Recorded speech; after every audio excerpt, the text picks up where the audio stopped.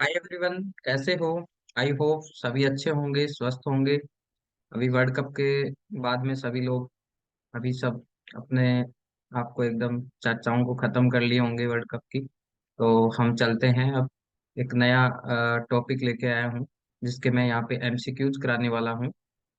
वो है अपना टॉपिक इम्यूनोलॉजी। ऐसे ही मैं आगे भी इसमें बहुत सारे हर एक टॉपिक गेट बी में जितने भी सीयूईटी और गेट बी में जितने भी टॉपिक है, मैं हर एक टॉपिक का एक नया सीरीज लेके आऊंगा। ठीक है, तो जुड़े रहिए। चैनल को सब्सक्राइब कर लीजिए ताकि टाइम टाइम टू टाइम आपको जैसे ही मैं नया वीडियो अपलोड करूंगा आपको मैसेज मिल जाएगा। ठीक है, तो आज के पहले क्वेश्चन से स्टार्ट करते हैं।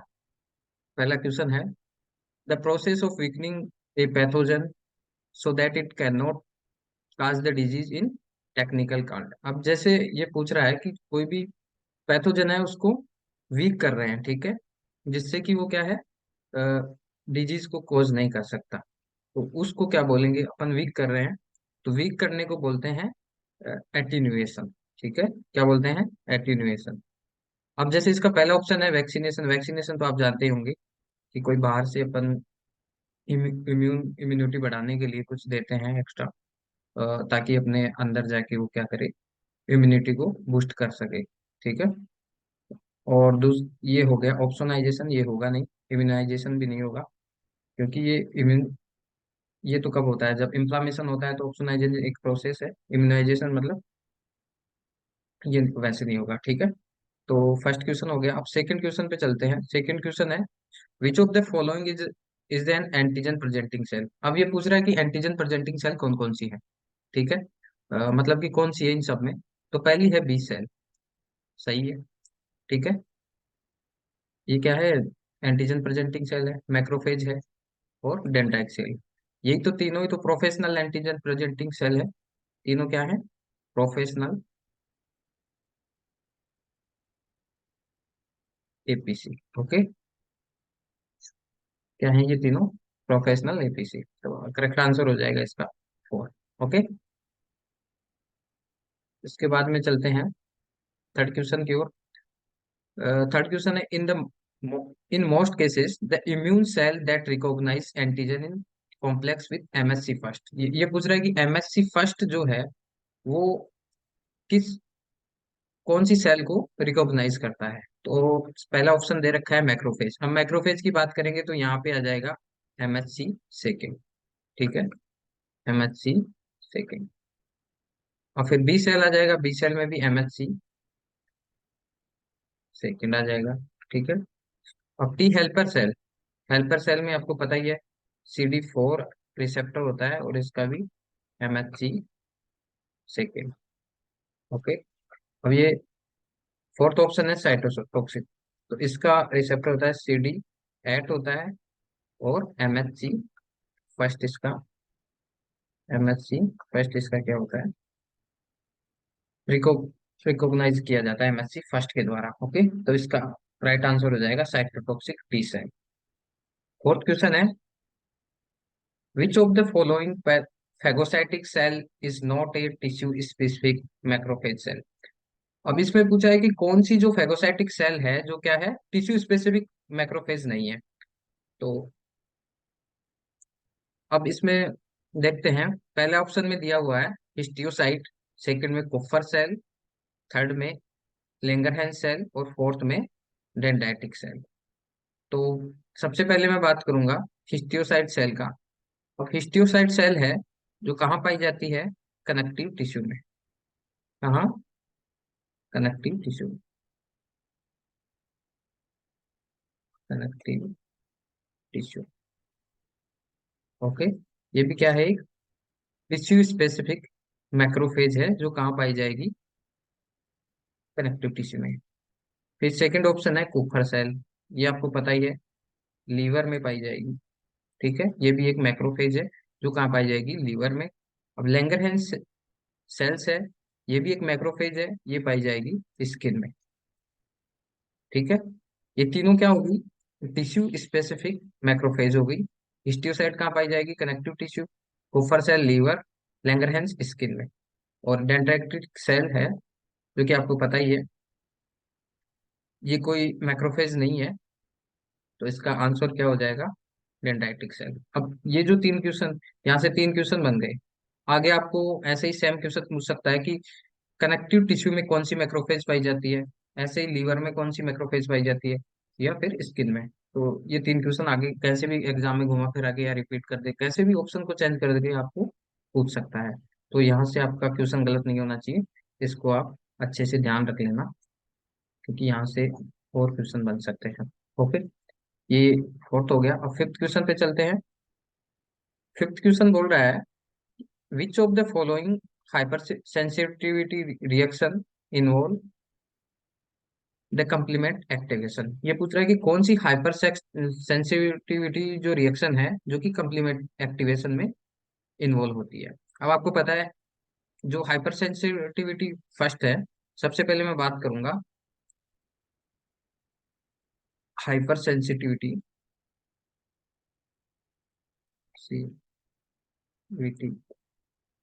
फर्स्ट। ये किस में होगी? एलर्जी में।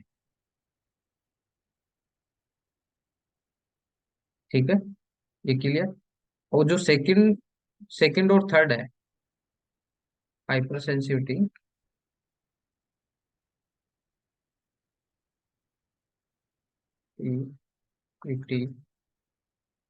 सेकंड एंड थर्ड, ये इन्वॉल्व होती हैं किसमें?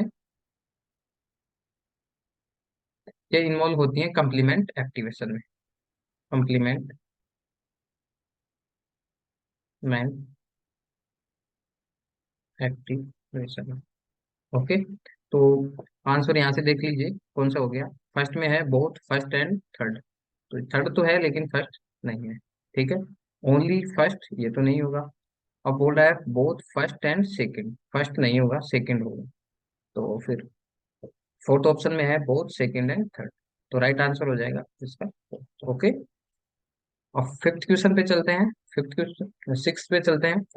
सिक्स क्वेश्चन है, the primary function of class one and class second MHC molecule. Class one और जो क्लास सेकंड का जो एमएचसी मॉलिक्यूल है, उसका क्या फंक्शन होता है? तो सबसे पहले देखिए, इसमें क्या होता है, एमएचसी मॉलिक्यूल सबसे पहले क्या करेगा, जो भी एंटीजन है उससे क्या करेगा, बाइंड करेगा। बाइंड करते ही वो उसको रिकॉग्नाइज करेगा, किससे? एंटीजन स्पेसिफिक रिसेप्टर से। तो अब इसमें ऑप्शन देखिए, पहला ऑप्शन है bind peptide antigen for recognisation recognition by antigen specific receptor. तो यही हो गया, क्योंकि क्या करेगा, बाइंड करेगा रिकॉग्निशन के लिए। ठीक है, तो इसका राइट आंसर ये हो जाएगा। सेकंड को भी देख लेते हैं, mediate of T independent B cell response, ये तो गलत है। थर्ड है helping in endocytosis of antigen by phagocytic cells. Endocytosis पे इसका कोई रोल नहीं होता है। Aid opsonisation of origin particles, no, ये भी गलत हो गया। तो इस अपना राइट आंसर हो गया फर्स्ट वाला। अब आगे चलते हैं सेवंथ क्वेश्चन पे। सेवंथ क्वेश्चन है कि the selection of cells whose T cell receptor respond to self MSC is not.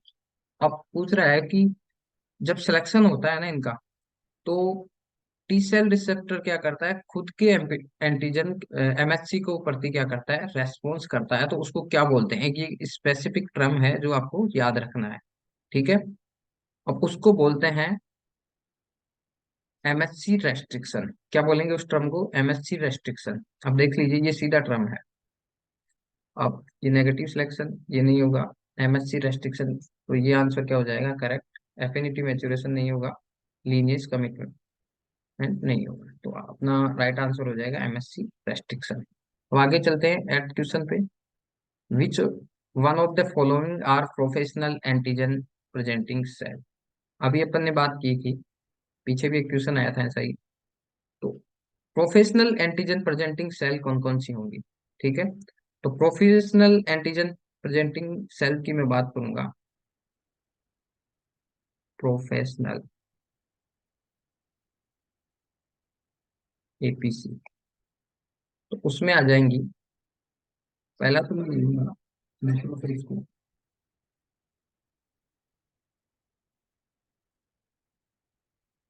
Second ले लूंगा डेंड्राइटिक सेल को,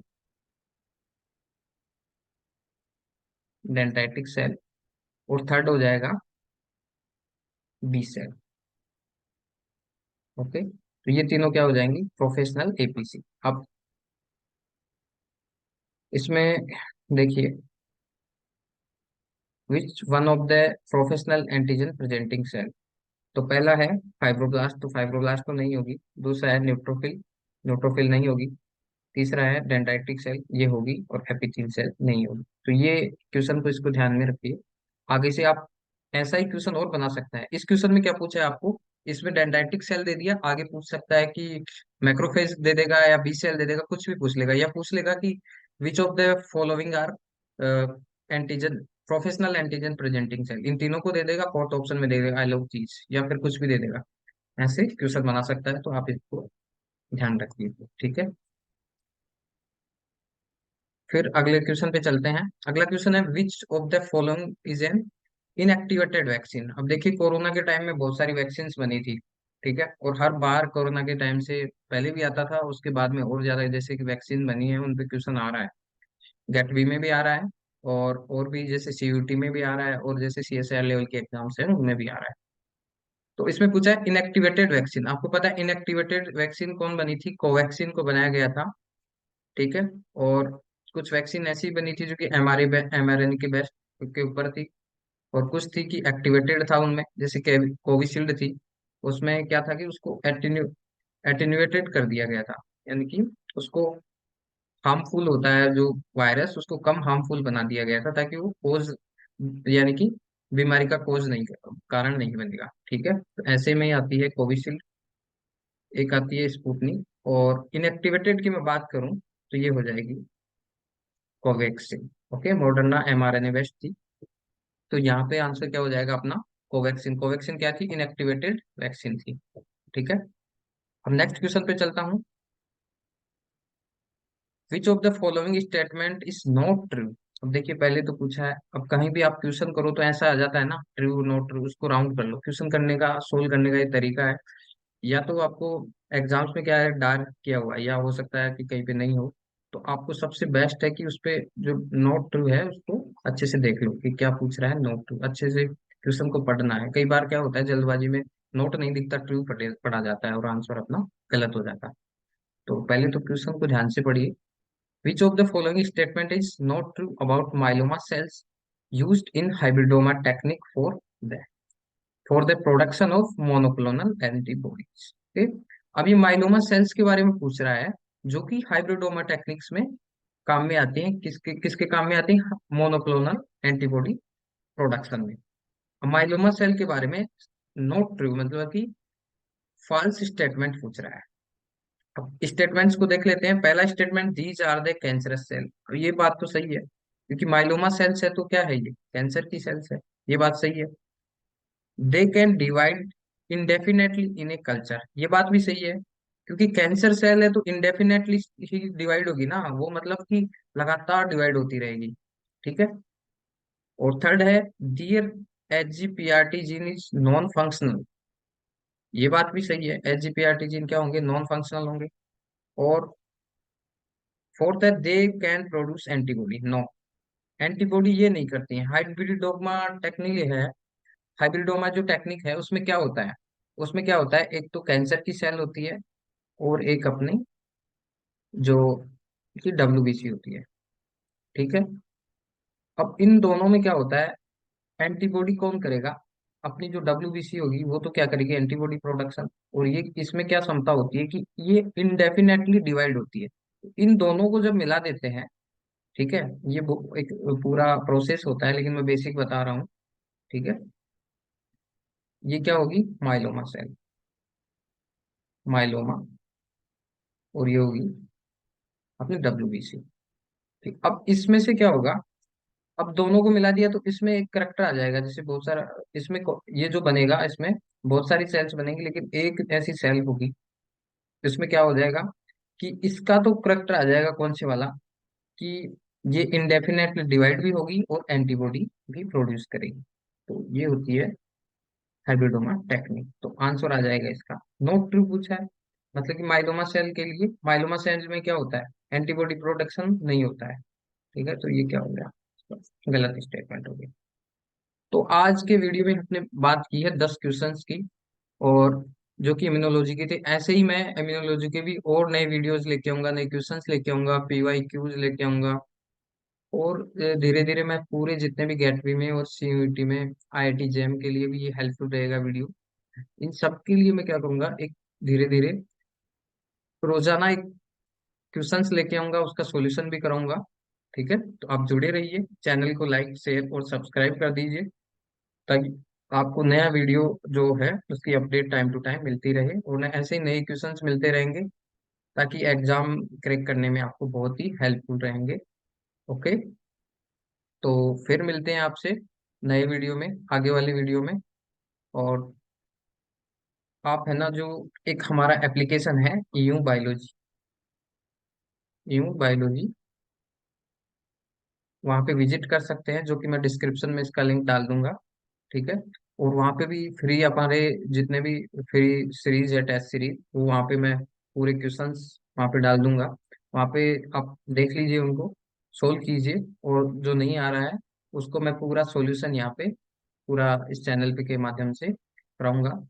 ठीक है, तो आप जुड़े रहिए, और बायोटेक यूनिवर्स जो चैनल है, इसको आप लाइक शेयर और सब्सक्राइब कर दीजिए। ओके, अब मिलते हैं आपसे नेक्स्ट वीडियो में, तब तक के लिए जय हिंद,